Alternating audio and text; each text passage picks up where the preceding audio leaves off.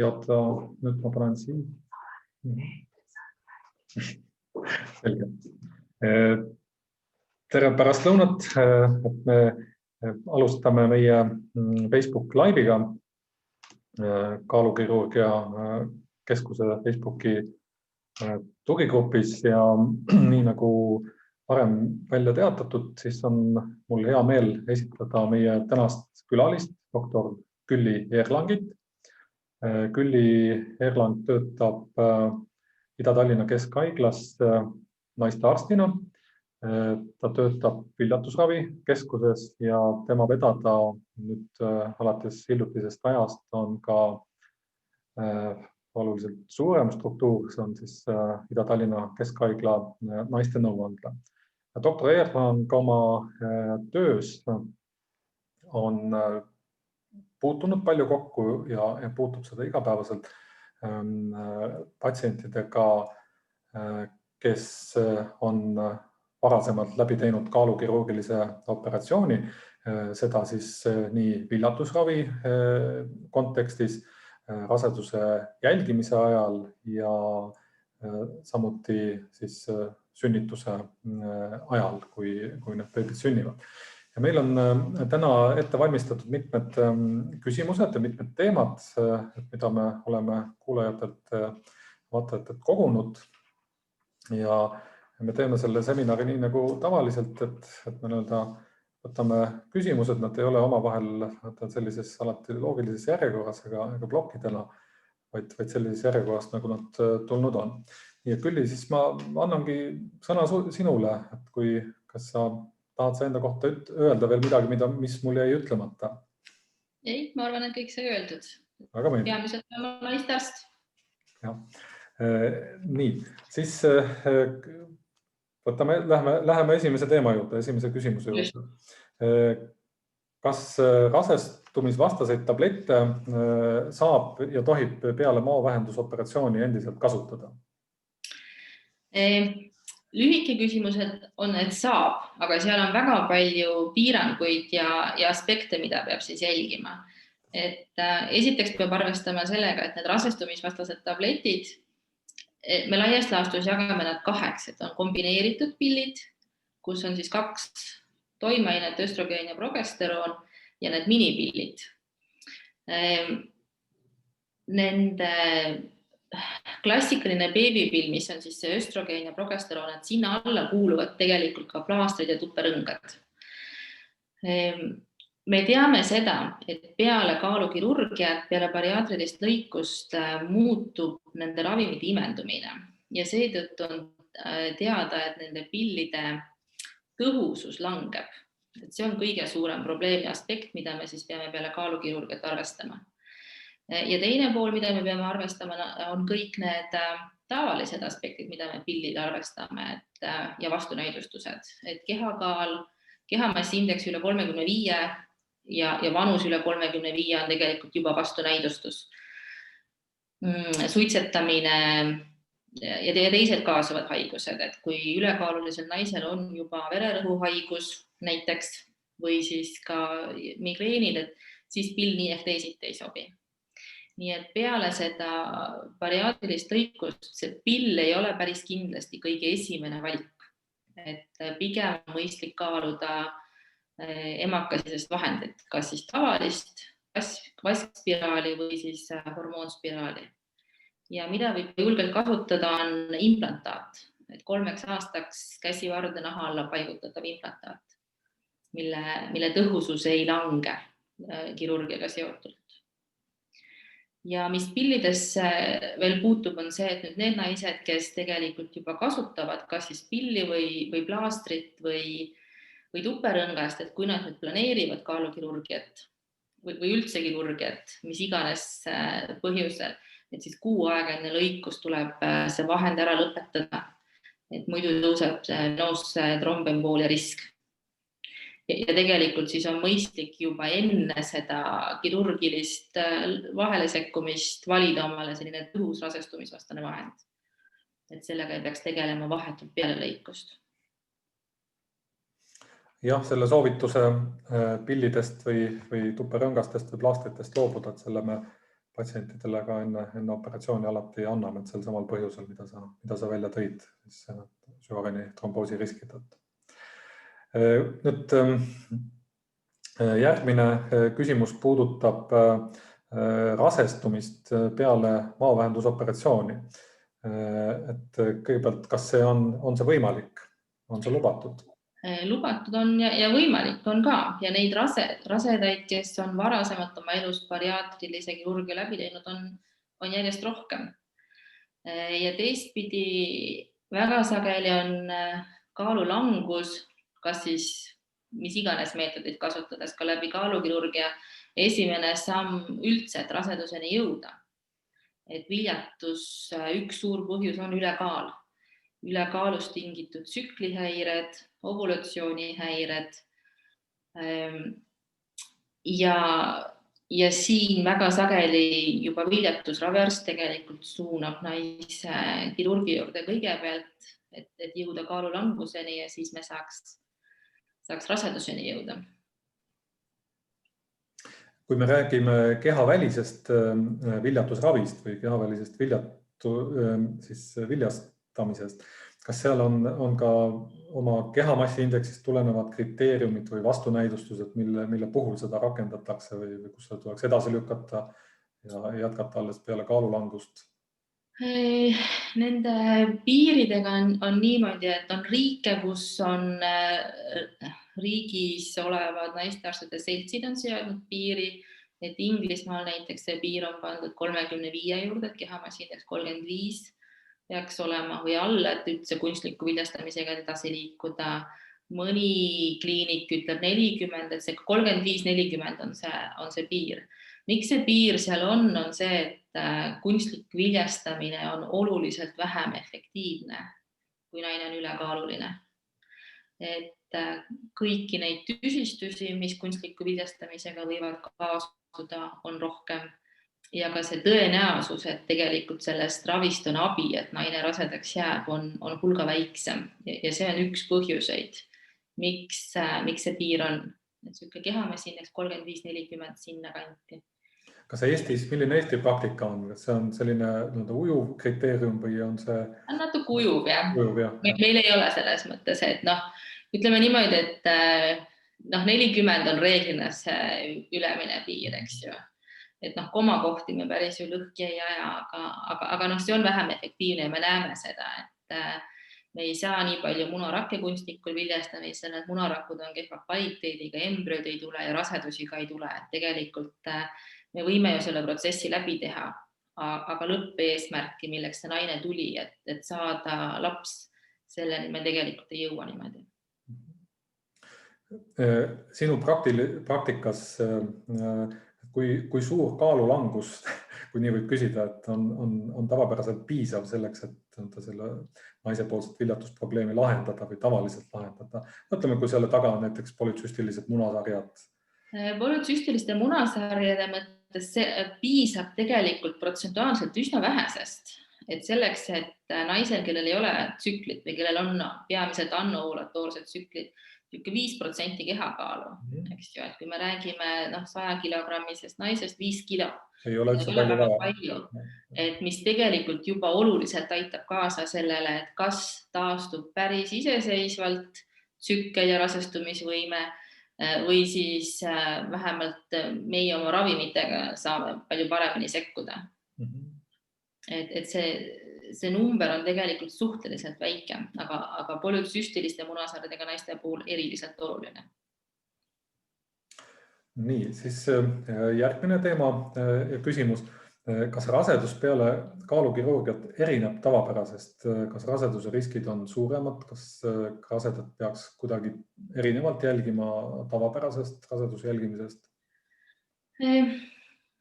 Ta kindlasti erineb selles mõttes, et esiteks on suur hulk naisi siiski ka peale kaalukirurgiat pigem seal ülekaalulisuse piiri peal, eks ju. Ja see ülekaal, mis tal on, toob kaasa selle riski, et rasedusi katkeb rohkem juba alguses. See ülekaal toob kaasa selle riski, et loodetel on rohkem väärarenguid. See toob kaasa rasedusaegse suhkruhaiguse riski. Mida me teame, on see, et kõik need riskid taanduvad, et kui kirurgia järgselt kaal on langenud kas normi või siis oluliselt langenud, et kõik need riskid vaikselt taanduvad, aga me peame neid arvestama ja jälgima. Väga oluline rasedusajal ja mida on teinekord üsna keeruline saavutada, on see, et kõik need vitamiinid ja rauaimendumine ja aneemia, et see oleks tagatud. Et väga sageli naised ka enne rasedust kaalukirurgia järgselt natukene on hädas ja võitlevad nende asjadega, et nad peavad kasutama vitamiine suuremas annuses kui tavapäraselt. Ja me kontrollime seda siis tegelikult, kui naine tuleb rasedusega arvele, siis me hindame aneemiast, võtame tavalise kliinilise vere, raua, D-vitamiini, B12 vitamiini kindlasti, poolhappe, et neid me siis jälgime. Kui tavapärased ülekaaluga seotud rasedusriskid langevad kirurgia järgselt, siis üks risk, mis pigem tõuseb, on see, et bariaatrilise kirurgia järgselt on rohkem liiga väikseid lapsi, et neid looteid, kes on oma gestatsiooni vanuse suhtes liiga väiksed. Ja see toob kaasa jälgimist, et seda me ultrahelistame siis hinnata, kuidas see laps kasvab ja kuidas ta ennast tunneb. Ja mis on näidatud, on ka see, et enneaegseid sünnitusi on tegelikult rohkem. Et see risk on suurem. Nii et enamik rasedusi läheb hästi, aga tõenäoliselt visiite arsti juurde on natuke rohkem ja mõni ultraheli tuleb ka lisaks raseduse ajal. Kas liiga väikseid lapsi, oskad sa seda millegagi seostada või on sellel... See ilmselt tuleneb üle sellise toitumise, imendumise, toitainete imendumise, kogu selle ka toitumise jälgimise, et kui palju see naine, kuidas ta oma toitumist toimetab, eks ju. Teinekord on ka see koht, et väga tahaks ju hoida, et kaal ei tõuseks raseduse ajal, et ei tõuseks ka see hulk, mis on tegelikult vajalik raseduse ajal. Et aga üle imendumise, ilmselt üle toitainete imendumise see probleem tekib. Ja neid vitamiinipuuduseid, et raseduse ajal B12, mida bypass kirurgia järgselt ju tegelikult enamik naisi süstib läbi terve oma elu, raseduse ajal see tihti läheb sagedasemaks. Et on vaja rohkem jälgida, sagedamini süstida, raua imendumine, mis niikuinii on kehv, läheb veel kehvemaks rasedusega seotult, et nii mõnigi naine vajab siis veenisisest rauaravi raseduse ajal, mida me siis ka teeme. Kas siin Põhja-Eesti piirkonnas ja Tallinnas, kas on välja kujunenud üks sünnitushaigla või rasedate jälgimise keskus, kus kaalukirurgia läbi teinud naised võiksid käia või võib ennast julgelt ja turvaliselt tunda siis nii näiteks Ida-Tallinna Keskhaiglas kui Lääne-Tallinna Keskhaiglas? Olles Ida-Tallinna arst, ma loomulikult kõik rasedad kutsun endale, eks ju, et tulge meie juurde, aga tegelikult nad jagunevad, et kes on alati käinud Pelgulinna sünnitusmajas arsti juures, on seal ka väga turvaliselt jälgitud. Läbi tehtud kaalukirurgilise operatsiooni tõttu ei pea oma sünnitusmaja vahetama, kui sellega on senini olnud head kogemused. Et igal juhul saavad need naised hästi jälgitud ja turvaliselt sünnitatud. Siis raseduse teemadega jätkates, millal üldse on optimaalne või õige aeg rasestuda peale maavähendusoperatsiooni? Tõenäoliselt on aeg, kuna seda ei ole soovitatud. Ei ole tegelikult soovitatav rasestuda vähemalt selle esimese aasta jooksul, et vähemalt see suur kaalulanguse periood võiks möödas olla. Et neid soovitusi on sõltuvalt riigist ja organisatsioonist 12–24 kuud, aga et see 12 kuud võiks olla vähemalt möödas, 18 on parem. Selle mõttega, et siis on see kaalulangus olnud, stabiilsus on saavutatud, naine teab, kus, kuidas ja mida ta sööb. Ja mis raseduse ajal on ka oluline, et selleks ajaks on kogu ka see toidulisandite ja vitamiinide vajadus ja plaan ka paika loksunud tegelikult. Et see oleks kõige turvalisem aeg. Et siin me jookseme vahel teistpidi võidu selles mõttes ajaga, et naised, kes on selle fertiilse ea niimoodi lõpuosas, et kus siis me peame kaaluma seda riski, et tema viljakus väheneb juba vanuse tõttu nii palju, et rasestumine on vähe tõenäoline, kus see piir nüüd on. Aga laias laastus 12-18 kuud võiks olla möödas. Aga kui siiski see juhtub oluliselt varem, et neid juhtumeid on? Kindlasti on järjest. Eks siis see on nüüd selline individuaalne plaan, et siis tuleb naisega läbi arutada, et kui planeeritud see oli, kui oodatud see rasedus oli. Minu kogemus ütleb, et suurem osa naisi jätkab rasedusega. Naisel saab kindlasti olema keeruline, sest et ühelt poolt on see tohutu kaalulangusaeg, teiselt poolt on kasvav rasedus, mis tahaks saada enda osa. Ja kindlasti me maadleme siis rohkem ka täpselt kõikide nende vitamiinide ja raua ja aneemiaga ja jälgime selle lapse kaalu rohkem ja sagedamine, kuidas see laps kasvab ja kuidas ta endaga hakkama saab. Aga üldreeglina õnneks lähevad need rasedused reeglina hästi. Aga kindlasti on see riskantsem ja probleemsem ja naisel on raske täiesti kindlalt. Ja kindlasti eeldab väga head rasedusaegset jälgimist just. Ja, ta eeldab jälgimist ja koostööd naise poolt ja koostööd toitumisõega, et see kõik saaks paika, eks ju. Ja see on ka üks põhjus, miks ma ütlesin päris alguses, et see hea rasestumisvastane vahend, et see meetod tuleks välja mõelda enne, kui lõikusele minna, sest lõikuse järgselt kaal langeb ja need naised, kes ei ole viljatud, aga on sellised subfertiilsed, kelle viljakus on olnud langenud üle selle tõsise ülekaalu. Nüüd, kui kaal langeb, siis viljakus paraneb oluliselt ja need naised, kes ei ole võib-olla aastaid rasedaks jäänud ja on pikalt ka ravi saanud, nad jäävad nüüd rasedaks ise ootamatult, nad ei ole sellega arvestanud. Et see on see, miks kirurgiat plaanides tegelikult võiks arutada naistearstiga läbi, et kuidas ennast see aasta-poolteist kaitsta. Ja siis räägime rinnaga toitmisest peale maavähendusoperatsiooni. Et kui viljastumine, rasedus ja sünnitus on õnnelikult läbi, mis edasi? Kas rinnaga toitmine erineb? Kas rinnaga toitmine soovitused erinevad sellest, mis on tavapärased? Tegelikult ei erine. Et rinnaga toitmine on nüüd küll üks asi, mis on igatepidi soovitatud ja vajalik emale ja lapsele. Rinnaga toitmine aitab ka seda raseduse ajal lisaks võetud kaalu jälle tagasi võtta alla. Et rinnapiima eritumine ja toimimine, rinnaga toitmine ei ole häiritud kuidagi. Et küll on oluline jälle see,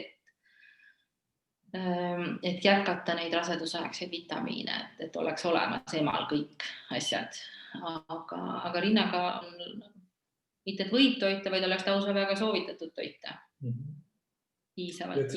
Nii et see ei erine kuidagi tavapärasest praktikast ja tavapärastest soovitustest. Ei, et rinnaga toitmine on rangelt soovituslik. Ja siis järgmine küsimus selle kohta, kui need sündmused juhtuvad teistpidi, et naine sünnitab ja soovib maavähendusoperatsiooni peale seda. Et millal see õige aeg sinu arvates võiks olla? Et see on üks asi, mida ilmselt ei ole väga palju nüüd randomiseeritult uuritud, et me saaks öelda, et nii või naa oleks hästi. Mina isiklikult arvan, et võiks olla lõpetatud imetamine. Et selline klassikaline sünnitusjärgne taastumise aeg on ju selline 2 kuud, eks ju. Et me soovitame last toita rinnaga ainult rinnaga need esimesed 6 kuud. Et see aeg võiks möödas olla. Sest et Ja teine pool, mis ei ole otseselt nüüd meditsiiniline pool, aga millega see perekond peab kindlasti arvestama, on see, et see on lõikus. Naine on siiski mõned päevad haiglas, et lõikuse järgselt ta vajab ka taastumise aega, eks ju, et järgmisel päeval peale lõikust ei saa võtta last turvahälli ja lapse vankrit kaenlasse ja jooksma hakata. Et see pool peab ka olema paika pandud, et kes selle lapsega on ja kui suur on see turvavõrgustik selle perekonna ümber, et see ema saab rahulikult taastuda ka sellest kaalukirurgiast. Et ma arvan, et siuke pool aastat aasta võiks olla. Me oma praktikas soovitame aastast perioodis sünnituse ja operatsiooni vahel, et siin on olnud, ma tean, et on olnud mõned üksikud erandid sellest, aga tavaliselt me leiame ka, et see on selline piisavalt turvaline aeg, et laps on iseseisvam selleks ajaks, rinnaga toitmine on lõppenud ja vajadusel siis saab lapsega turvaliselt juba kellegi teise kätte usaldada selleks haiglasse olekul. See osa seal peab olema ka tagatud, aga jah. Ja siis kas korduvad eelnevad keisrilõiked on vastunäidustuseks või takistuseks maavähendusoperatsiooniks? Ma ei näe, et oleks ja ei olegi selles mõttes, et ainuke asi, mida see keisrilõige võib teha, eks, et mida iga lõikus võib teha, et keisrilõike järgselt võivad tekkida kõhuhoopasse liiteid, et mis võib kirurgi töö ja elu selle lõikuse ajal küll keerulisemaks teha. Aga iseenesest keisrilõike 1, 2 või mitmejärgselt ei ole põhjust muretseda, et see kaalukirurgia on lubatud. Kirurgia poole pealt ma võin öelda, et keisrilõiked on ääretult healoomulised oma liidete tekkimise poolest, et praktikas ma ei mäleta, et oleks olnud probleem operatsiooni ajal liidete tõttu, mis oleks tekkinud keisrilõike järgselt. Et see ükskõik kui palju neid on siis eelnevalt olnud. Et see kirurgi see ei heiduta. Ja meie poole pealt ei ole ka probleem selles mõttes, et ka keisrijärgsed rasestumisvastased vahendid ja kõik see läheb üsna tavapärast rada pidi. Tegelikult. Siis on üks teema, mille kohta on palju küsitud, aga need küsimusi erinevate nurkade pealt, mida me osaliselt oleme siin puudutanud ka. Aga see on aneemia peale maavähendusoperatsiooni ja eeskätt me räägime siis maast möödajuhtivast või bypass-operatsioonist ja just, kes on kõige enam ohustatud aneemia ehk rauapuudusest on just viljakas eas naised. Et sellel probleemil on alati kolm põhjust või 3 juurt reeglina. Üks on siis väiksemad toidukogused peale maavähendusoperatsiooni, seal puht kvantitatiivselt selles toidus ei pruugi olla piisavalt rauda. Teiseks põhjuseks võib olla naistel üsna tihti tekib selline vastumeelsus lihatoitude, punase liha söömise suhtes peale bypass-operatsiooni. Ja kolmandaks on siis menstruatsiooniga kaasnevad verekaotused, eriti kui nad on pikaajalised ja kui menstruatsioonid kestavad pikalt ja kulgevad suure verekaoga. Ja selle tõttu ei ole ju saladus, et kusagil 20–30% viljakas eas naistest peab rauapuudusega peale maavähendusoperatsiooni tegelema, siis tavaliselt see eeldab siis suukaudseid rauatoidulisandite võtmist, aga umbes 1–2% naistest erinevatel põhjustel vajab rauda ka veenisiseselt. Ja kui me nüüd kirurgia poole pealt ja toitumisnõustamise poole pealt neid probleeme lahendame, et siis me tihtipeale soovitame konsulteerida naistearstiga. Et lihtsalt küsimuses, kas on võimalik kuidagi menstruatsiooniga kaasnevaid veritsusi vähendada või sealtpoolt selle teemale lahendust leida.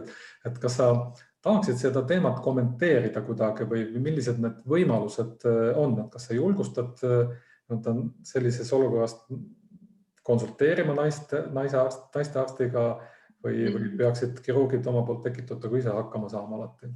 Me saame tegelikult ju aidata kaasa küll selles mõttes, et siin nüüd, esiteks me peame nüüd arvestama, mida see naine tahab, eks ju. Et kui me täna räägime peamiselt rasedusest, et kas ta nüüd tahab rasedaks jääda või ta tegelikult ei planeeri rasedust, et vahend, millega me saame üsna edukalt neid võib-olla isegi mitte meditsiinilises mõttes nagu ülemäära vererohkeid menstruatsioone, aga siiski menstruatsiooni vähendada on hormoonspiraal.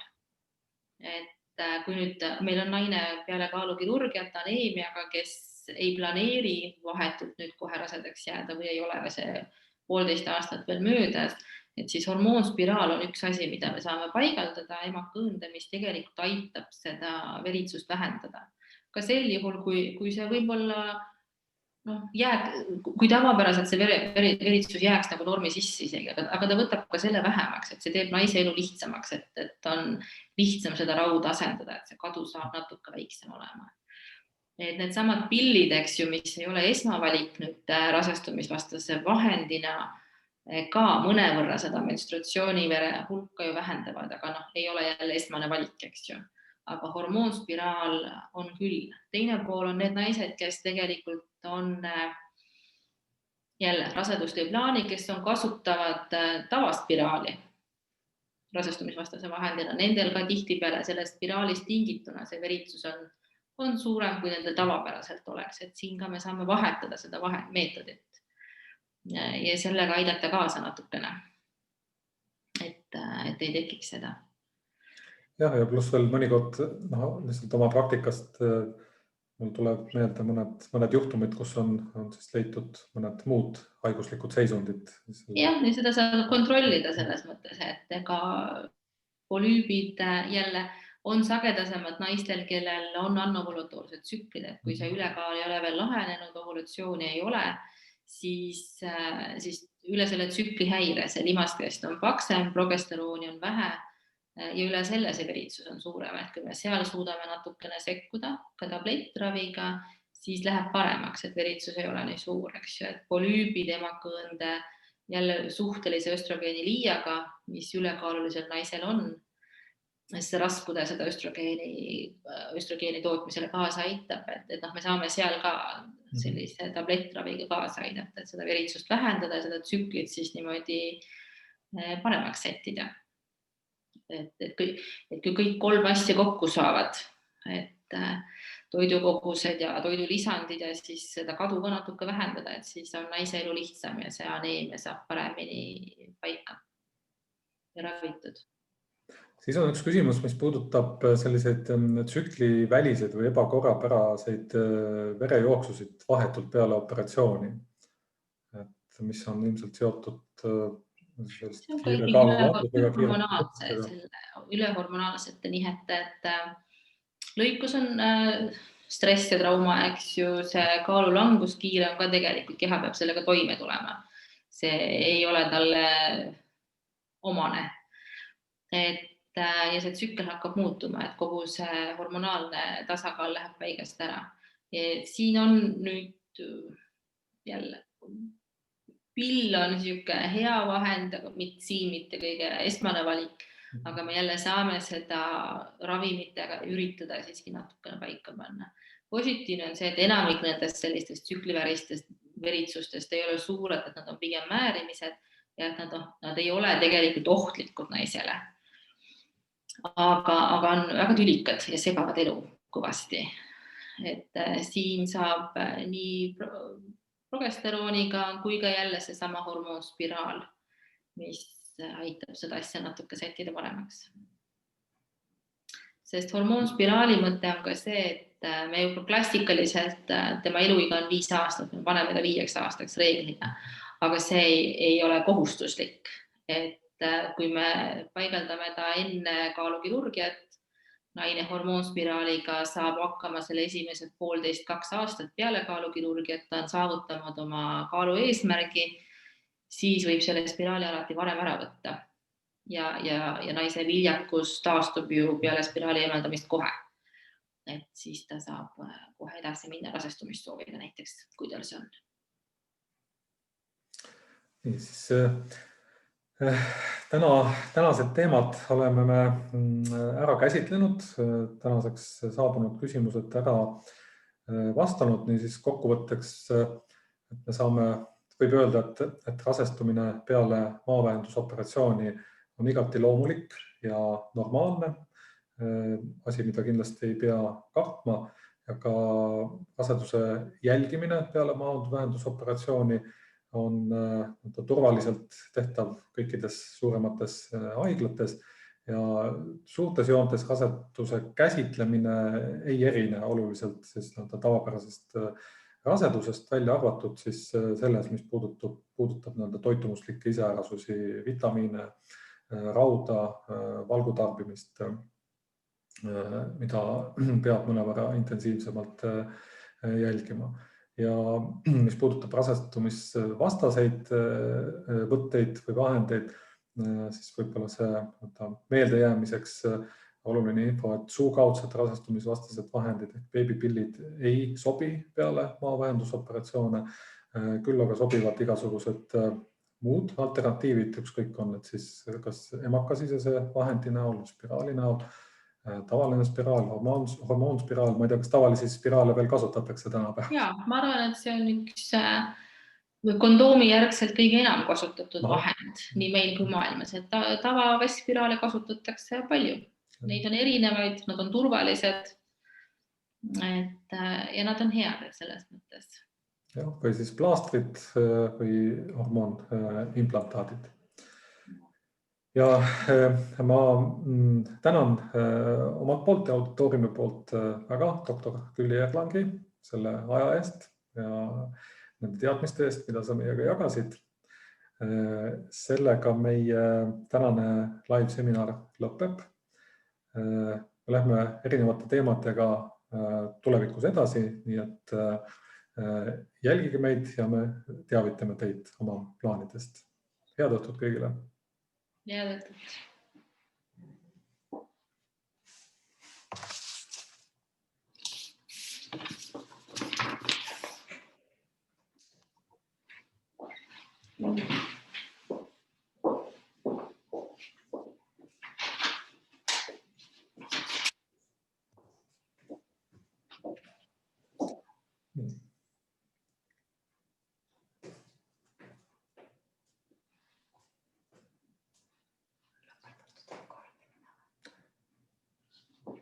Raske aru saada.